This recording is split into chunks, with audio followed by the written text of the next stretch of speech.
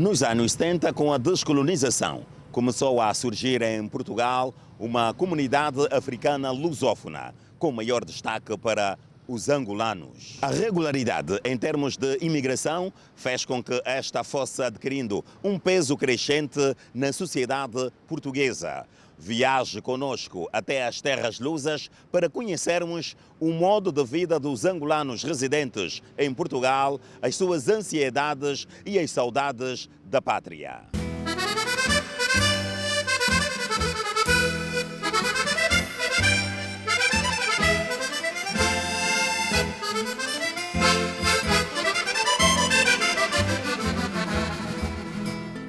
Chamo-me Américo Marques, Ana Vasconcelos, Jerónimo David, João António Rodrigues, Rafael Alfredo Calandu.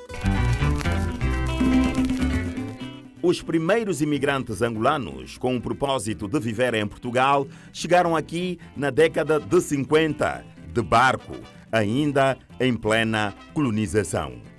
A 7 de fevereiro de 1956, cheguei a Portugal, acompanhado do meu pai, então marítimo, portanto vim num dos barcos que na altura sulcavam os mares de Portugal para então colónias, não é? O meu pai trabalhava num desses navios, o navio Angola, onde eu vim de Luanda para cá, então com 14 anos. Cheguei aqui no dia 16 de outubro de 61.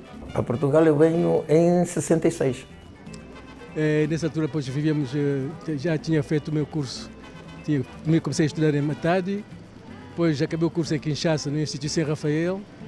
Voltei a trabalhar depois para Matadi, depois Boma, e depois na altura depois, houve uma oferta de bolsa de estudo para Portugal, então voltei para Kinshasa e de Kinshasa vim para Pequim no dia 16 de outubro de 61. Como é que era Portugal em 1961? Que Portugal é que encontrou? Um Portugal muito estranho, que me deixou muito admirado, apesar da idade. Sabe que naquela altura, nós em Angola, a relação angolano com europeu tinha algumas limitações, não é? Talvez alguma desconfiança de relacionamento, atendendo a alguns hábitos dos europeus, que não se integravam a 100% nos nossos hábitos. E de que maneira? Sim. E com vontade de bater muito mais e cafrecar muito mais ainda. Mas o Portugal que eu encontrei, achei-o com atraso.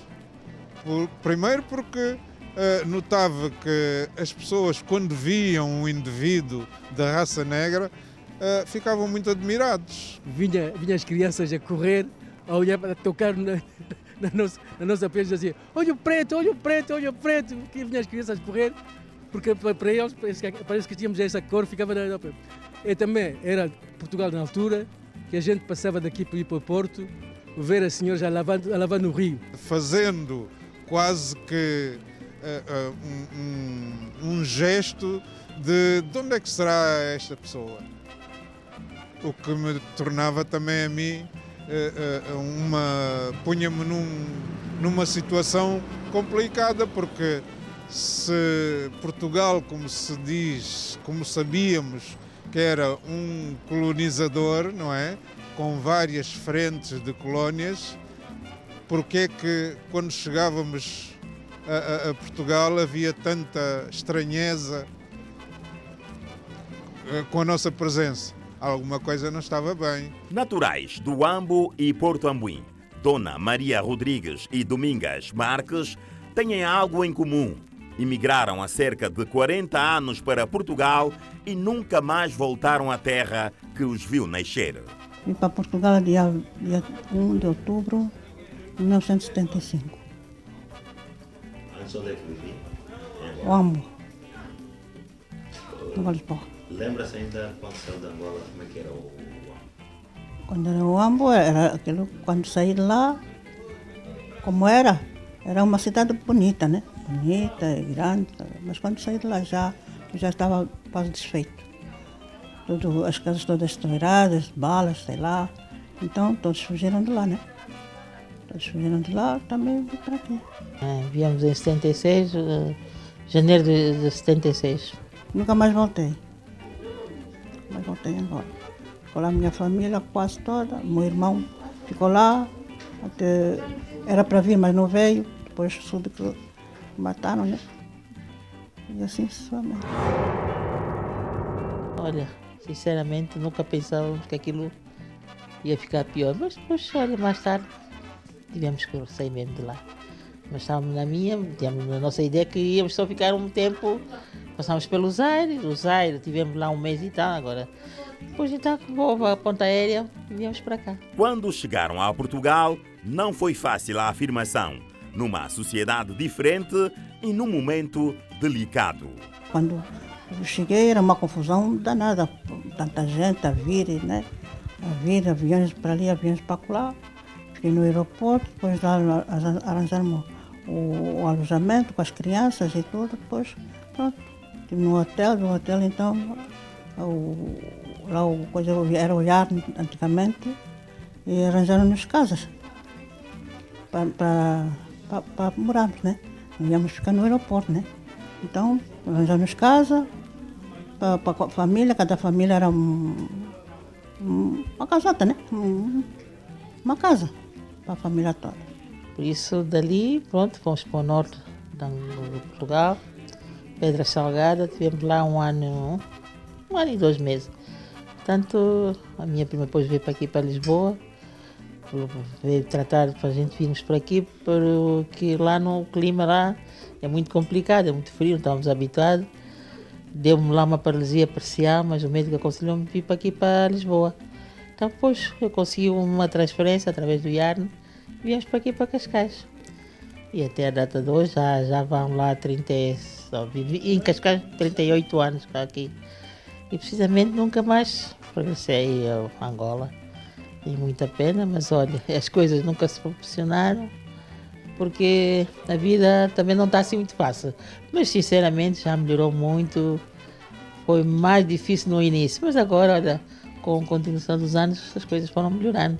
O acordo de Alvor, assinado entre o governo português e os 3 principais movimentos de libertação de Angola, MPLA, FNLA e UNITA, em janeiro de 1975, em Alvor, no Algarve, estabeleceu os parâmetros para a partilha do poder após a obtenção da independência de Angola. Quando acabaram os acordos, nós tivemos um encontro aqui na FIL, toda a comunidade portuguesa, toda a comunidade angolana em Portugal. Nós tivemos realmente depois onde recebemos toda a informação sobre os acordos de Alvor. E por isso tínhamos que saber realmente que no dia 11 de novembro de 75 chegamos à independência. Então aquilo foi um momento que tínhamos que acompanhar.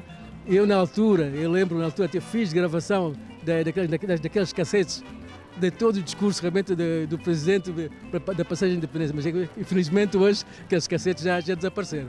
É um momento que tínhamos que viver porque um momento único. Os acordos de Alvor, pois, como sabe, foram muito complicados, não é?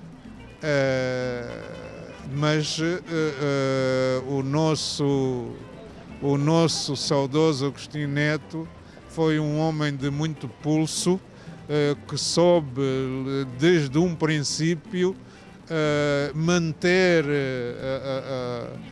o direcionamento daquilo que era importante para Angola e para a política e para os angolanos.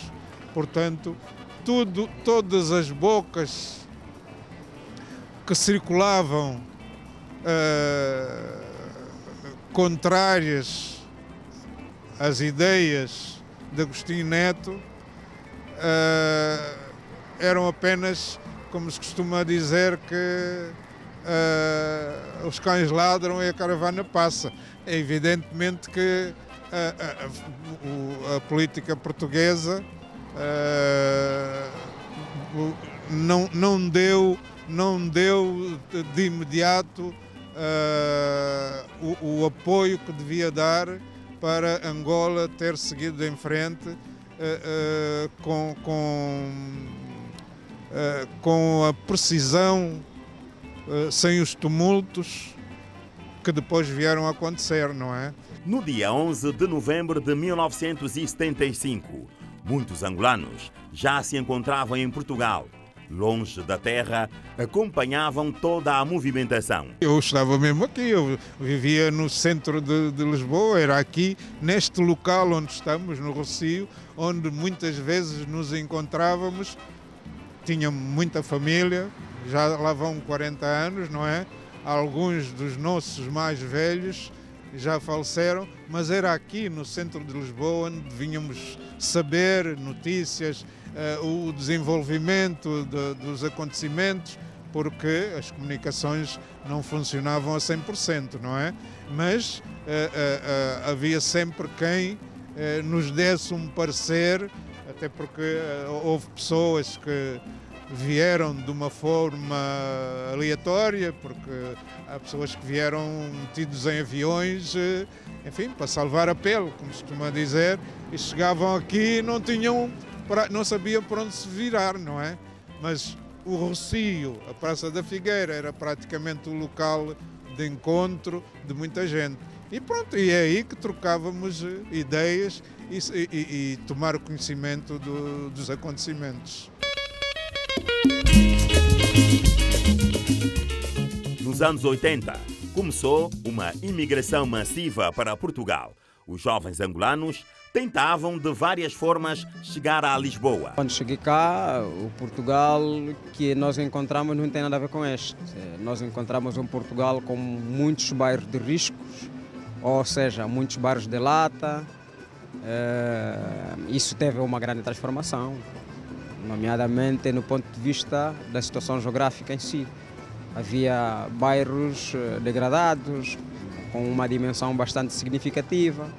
Por exemplo, o contexto do aeroporto, lá nas margens da Portela,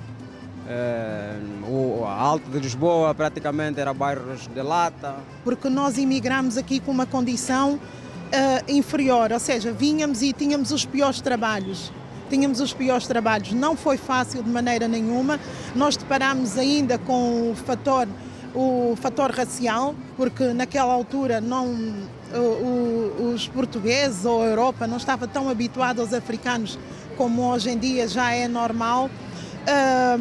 Houve muita ainda segregação, de facto, éramos ainda olhados era o olhar que nos era lançado, era de desconfiança, era de medo, era no sentido de inferiorizar. Não foi fácil. Não havia tal globalização, nós não convivíamos muito bem uns com os outros. Hoje já podes ver, por exemplo, pessoas de duas cores andarem juntos, namorarem, fazerem famílias, né? Quando eu cheguei em 83 não era assim, inclusive sofri alguns insultos, mas superamos. Os angolanos estavam distribuídos em várias áreas. Primeiro é que nós temos vários grupos de angolanos que estavam cá. Os primeiros chegaram no projeto da Ponte Aérea, que foi em 1975. Depois outros chegaram na década de 80 e outros chegaram nas décadas de 90. Eles todos, entre esses, estavam distribuídos entre a da Maia, o centro de Lisboa, as margens de Lisboa, entre Loures, Sintra. Mas em termos de conceito de população, a concentração típica da angolanidade estava no Concelho de Loures. Segundo dados dos Serviços de Estrangeiros e Fronteiras de Portugal, em 2007, cerca de 400 mil cidadãos regressaram aos países de origem. Os angolanos, com 21 mil, estão entre as comunidades que mais regressam aos países de origem. Nós ficamos por aqui, prometemos voltar em próximos momentos com outros retratos da vida dos angolanos.